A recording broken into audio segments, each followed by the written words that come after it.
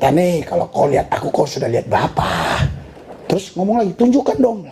Tunjukkan dong Bapak itu. Puyeng gua, udah puyeng gua. Haleluya.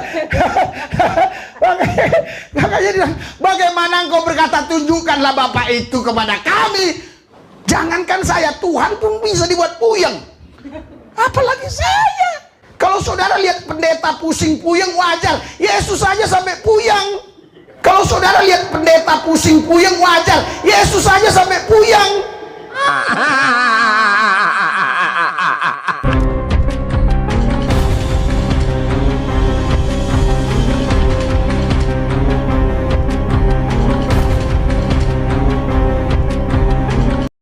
Assalamualaikum warahmatullahi wabarakatuh. Sahabat beriman, berjumpa kembali di Bintang Mu'alaf Channel. Mudah-mudahan kita semua selalu sehat walafiat di dalam lindungan Allah Subhanahu wa ta'ala. Sahabat, pagi ini kita akan berikan sebuah hiburan yang datang dari Pendeta Rizuli Lubis ya. Jangankan pendeta ya, pendeta termasuk Rizuli Lubis sendiri ya, sampai kepalanya buta, dia puyeng itu adalah hal biasa. Tetapi di sini Tuhan saja bisa puyeng ya, Yesus puyeng, itu kata Pendeta Rizuli Lubis. Nah, mari kita simak hiburan dan lawak-lawak yang disuguhkan oleh Pendeta Rizuli Lubis. Mati semua kita. Tapi karena dia Allah yang Maha Kasih datang ke bumi mengambil rupa manusia, walaupun setara dengan Allah, dia tidak menganggap kesetaraan dengan Allah. Yang harus dipertahankan, melainkan mengosongkan diri. Haleluya. Filipus nggak kenal, kalau kau lihat aku, kau lihat Bapa. Filipus, barang siapa aku, ia telah melihat Bapa. Bagaimana engkau berkata tunjukkanlah Bapa itu kepada kami? Nah, di sini Pendeta Rizuli Lubis kita lihat sudah mulai pusing dia ya. Dia sudah mulai puyeng setelah tadi dia membacakan ayat-ayat di dalam Bible. Mari kita simak selanjutnya. Sekarang gini, coba Beta nih, sini kau datang. Dan terkenal kau viral. Ini saya yakin kalau khotbah-khotbah gini viral, ya ratusan ribu kalau khotbah begini, apalagi judul libur. Ya, pede sekali Rizuli Lubis mengatakan kalau khotbah-khotbah kayak gini pasti viral, yang nonton nantinya akan ratusan ribu katanya. Tetapi coba kita tengok ya, yang nonton cuma 5.000 setelah diupload sekitar 2 tahun yang lalu ya, karena video ini diupload pada bulan Maret 2021. Sudah 2 tahun yang lalu, tetapi yang nonton cuma 5.000. Sekarang gini, coba, sudah aku bilang, Beta nih, kalau kau lihat aku, kau sudah lihat Bapa. Terus ngomong lagi, tunjukkan dong. Tunjukkan dong Bapak itu. Puyeng gua, udah puyeng gua. Haleluya. Makanya dia, bagaimana engkau berkata tunjukkanlah Bapa itu kepada kami? Jangankan saya, Tuhan pun bisa dibuat puyeng. Jangankan saya, Tuhan pun bisa dibuat puyeng.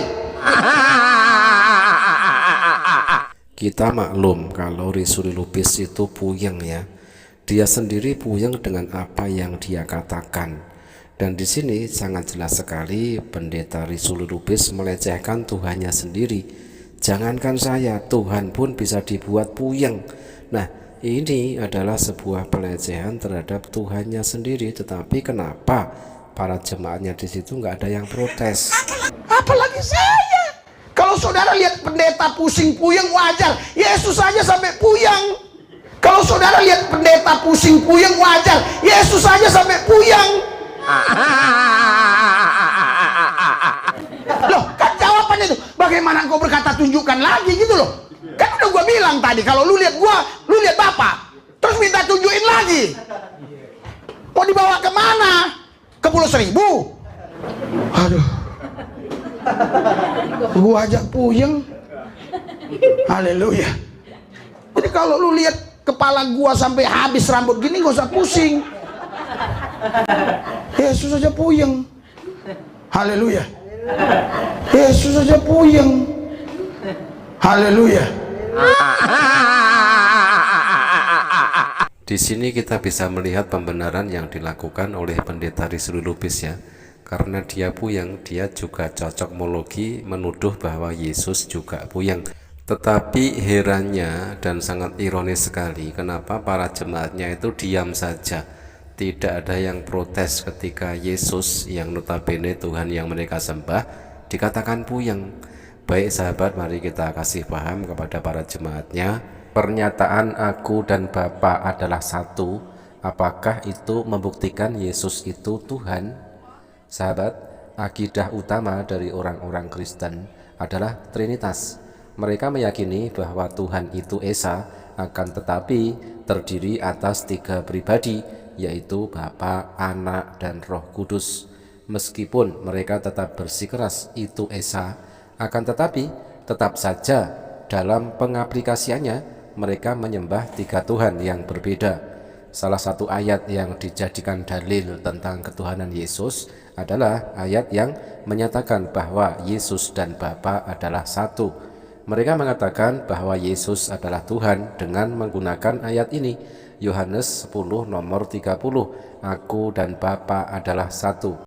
Nah, kalau kita perhatikan pada konteks ayatnya yang dimulai pada ayat ke-23, maka akan jelas bahwa maksud kesatuan pada ayat tersebut adalah makna dalam arti tujuan.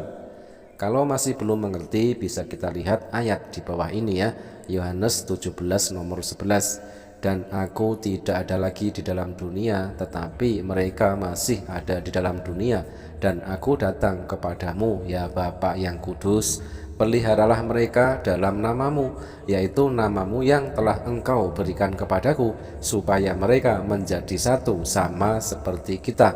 Yohanes 17 nomor 11. Nah, ayat tersebut menyebutkan bahwa Yesus satu dengan para muridnya seperti dia dengan Bapa. Apakah ada yang mengatakan bahwa para murid Yesus dengan Yesus adalah sama? Kalau begitu, berarti para murid Yesus sama dengan Allah, karena Bapa dan Yesus adalah satu. Saya katakan bahwa menjadi satu artinya dalam tujuan, bukan dalam hal esensi. Ayat lainnya yang kurang lebih sama persis maknanya ada tertulis di dalam Yohanes 14 nomor 20. Pada waktu itu kamu akan tahu bahwa aku di dalam Bapakku dan kamu di dalam aku dan aku di dalam kamu. Yohanes 14 nomor 20. Yesus mengatakan bahwa dia di dalam kamu seperti Yesus di dalam Bapa. Bagaimana Anda memaknai ini semua? Artinya adalah satu dalam makna tujuan, bukan dalam makna esensi ataupun keilahian. Kalau Yesus sama dengan Bapa atau Allah, maka murid-murid Yesus juga adalah Bapa, karena para murid Yesus dengan Yesus adalah satu. Maknanya tentu saja bukan seperti ini. Yesus sendiri yang menyatakan bahwa Bapa lebih besar dari siapapun. Pasti nggak mungkin. Dan pada ayat lainnya, Yesus juga menyatakan bahwa Bapa lebih besar daripada Dia. Ini membuktikan bahwa Yesus dan Bapa adalah pribadi yang berbeda. Dan makna satu pada ayat Yohanes 10 nomor 30 tadi adalah dalam hal tujuan.